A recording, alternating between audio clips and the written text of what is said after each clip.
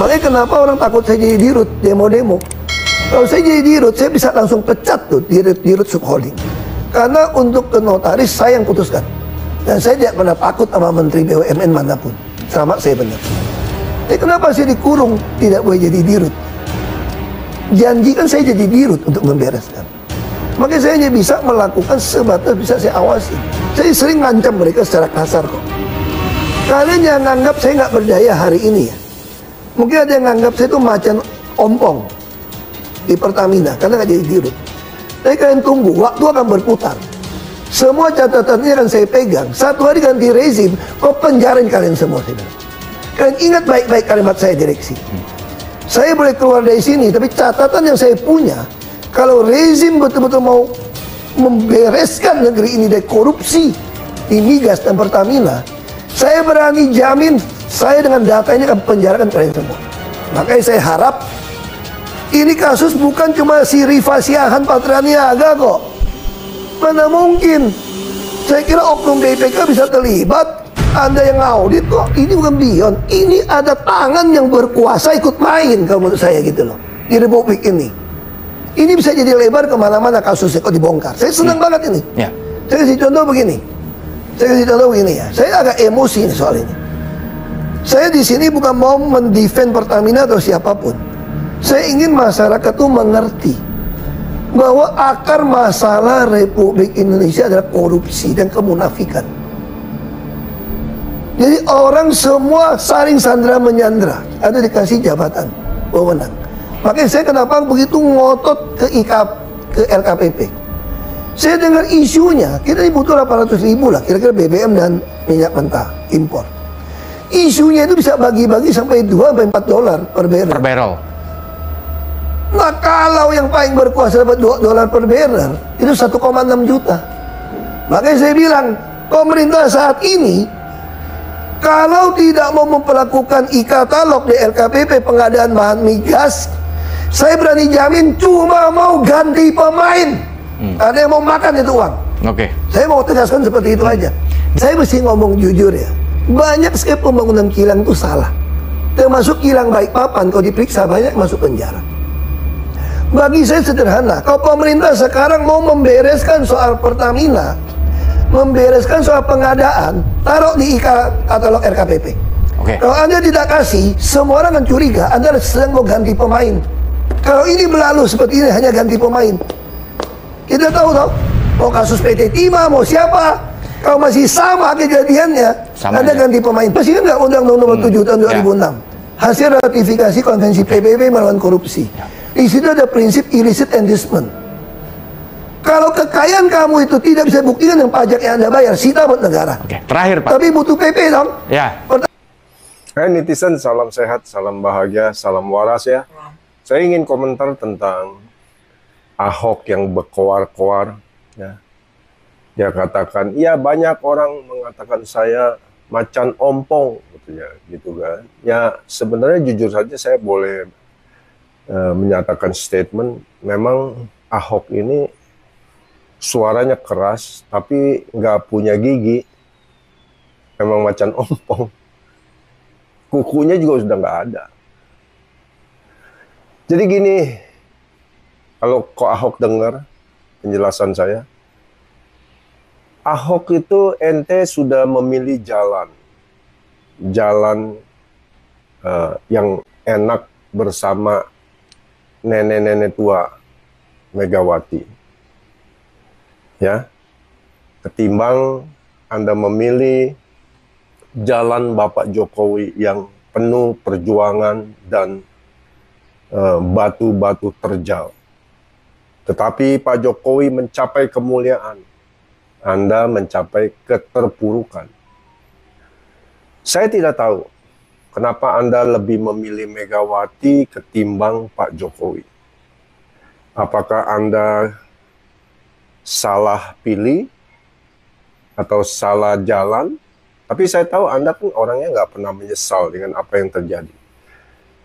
Ya, kita sempat bermain golf 2 kali. Mungkin Anda lupa saya, tapi saya ingat sikap Anda, perilaku, cara Anda berbicara. Saya bisa katakan satu hal, Anda memang tidak pernah berubah. Anda memang sombong. Ketika kita bermain golf, Anda berkata apa? Ya, jabatan Anda waktu itu masih Presiden Komisaris Pertamina. Dan Anda bilang, si ibu panggil saya nih, mungkin Pilkada Jakarta. Anda katakan gitu. Saya hanya tersenyum mendengar itu. Dan saya berpikir, ini orang memang ambisinya ke pilkada. Ya. Jadi kalau terkait dengan masalah yang muncul tentang korupsi dan tindakan pidana di holding Pertamina dengan anak perusahaannya, saya bisa pastikan Anda salah. Anda katakan bahwa Pak Ahok ngomong begini, kalau saya jadi dirut, saya kan gak diangkat jadi dirut. Kalau saya jadi dirut, saya pecat. Oh, Ane itu juga punya jabatan komisaris di perusahaan. Ya, saya bisa panggil direktur utama datang dan minta pertanggungjawabannya. Kalau perlu diberhentikan sebentar, ya, dan dia bisa memperbaiki nama baiknya. Sementara RUPS memberhentikan dia. Itu kuasa direktur komisaris utama. Sebenarnya betapa mudahnya sebagai komisaris utama. Anda tinggal undang menteri dengan Pak Jokowi pada waktu itu. Ya, mungkin Anda ngadep ke Pak Jokowi, laporkan ini ada perbuatan-perbuatan seperti ini, bagaimana? Tolong segera ditindaklanjuti. Pertanyaannya, kenapa Anda tidak lakukan itu? Hari ini Anda berkoar-koar, saya pecat dia. Ya, saya bongkar semua. Itu mah sudah usang. Kita juga tahu itu gaya orang PDIP memang begitu. Bacot dulu gede. Ya, kumahangke wae nantinya. Sudahlah Pak Ahok, Anda memang macan ompong, tidak punya kekuatan. Kenapa? Anda udah salah gaul. Nah, bergaulnya sama nenek-nenek tua. Partai yang sudah kedodoran mau memperbaiki citranya. Anda lebih memilih jalan bersama Megawati ketimbang Anda memilih bersama Pak Jokowi yang penuh perjuangan tetapi mendapatkan kemuliaan dan kehormatan. Anda sudah memilih. Bahkan pada kesempatan pertama ketika Pilpres, Anda masih bisa mengatakan Pak Jokowi itu Anda jelekan, Pak Jokowi, ya, nggak becus bekerja dan sebagainya. Tegahnya Anda ngomong begitu. Ya, saya pendukung Pak Jokowi 100%. Bahkan 101% saya mendukung Pak Jokowi. Perkataan Anda pada waktu saat Pilpres itu menyakitkan bagi pendukung Pak Jokowi, termasuk saya. Saya bilang ini orang nih kualat nih, ngomong sembarangan. Jadi kalau pada saat ini sebentar Anda dipanggil, ya, dimintai keterangannya sebagai saksi, ya, dengan Kejaksaan Agung, Anda datang. Tapi kalau Anda dibilang Anda tidak salah, menurut saya Anda salah.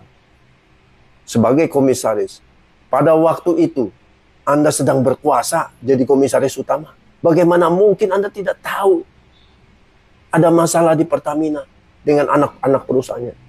Pertanyaan saya, apakah Anda bekerja dengan sungguh-sungguh? Atau cuma buang waktu main golf saja? Santai-santai. Apakah Anda sudah melakukan the best effort you can do? No way. Bullshit.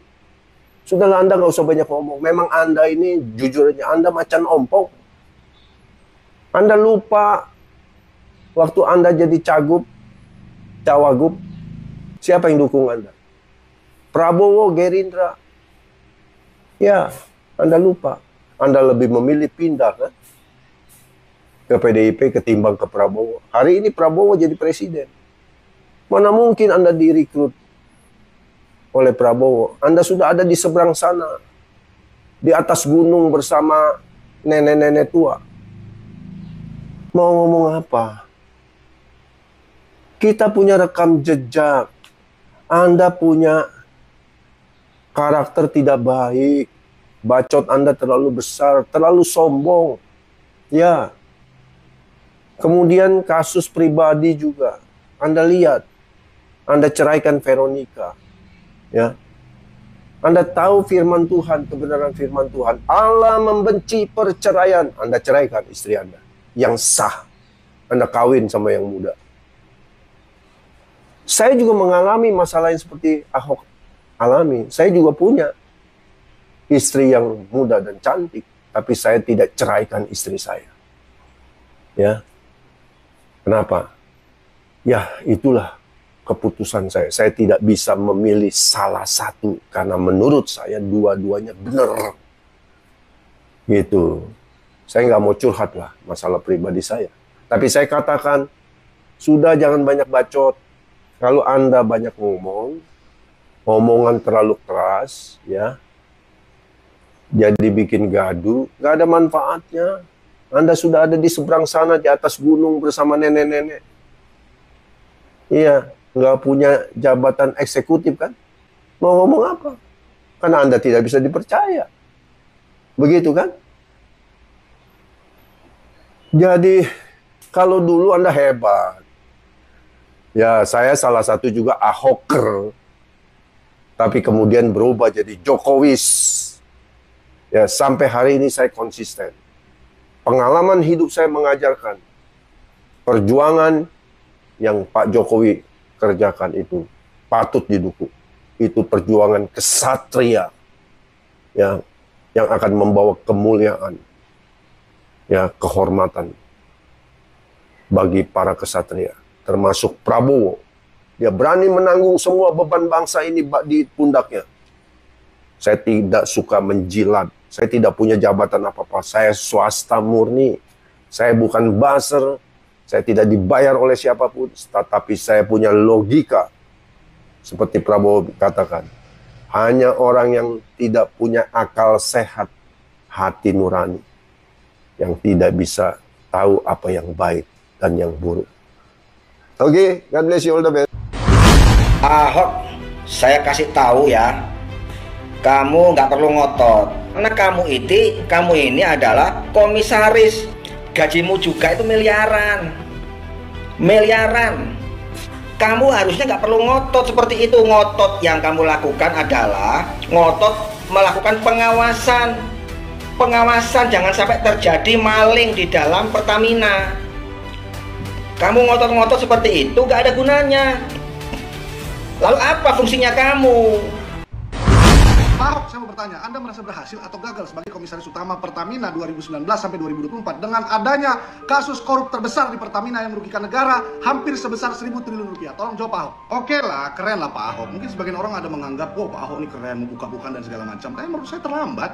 Lebih saya apresiasi lagi kalau dulu dia pada saat Pak Ahok sebagai komisaris utama Pertamina buka-bukaan, berani beberkan semua, kan kata dia punya data rekaman dan segala macamnya itu tentang bobnya oknum-oknum Pertamina, harusnya dibuka pada saat itu. Kalau sekarang terlambat lah, negara sudah merugi banyak, masyarakat juga merugi, ya kan? Kok baru buka sekarang setelah Kejaksaan Agung menangkap semua oknum-oknum Pertamina yang korup itu, ya kan? Jadi masyarakat jangan salah kaprah, ya. Hai Ahok, saya lagi di Singapura, panas lihat gaya lu ngotot di semua medsos.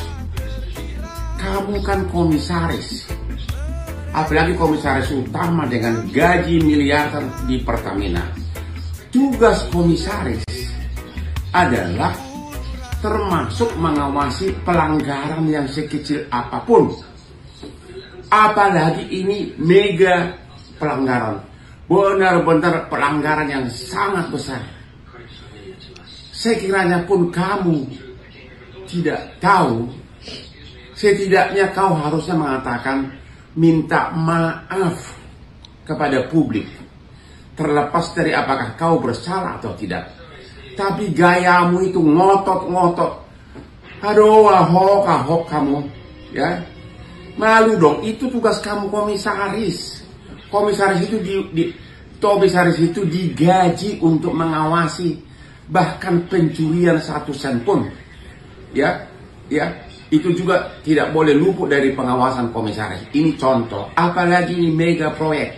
Kalaupun kamu tidak tahu atau tidak bersalah, Setidaknya kau mengatakan, saya mengucapkan turut bersalah atau minta maaf kepada masyarakat Indonesia. Lebih jantan lagi kalau kau mengembalikan semua gajimu. Ahok, jangan ngotot kamu.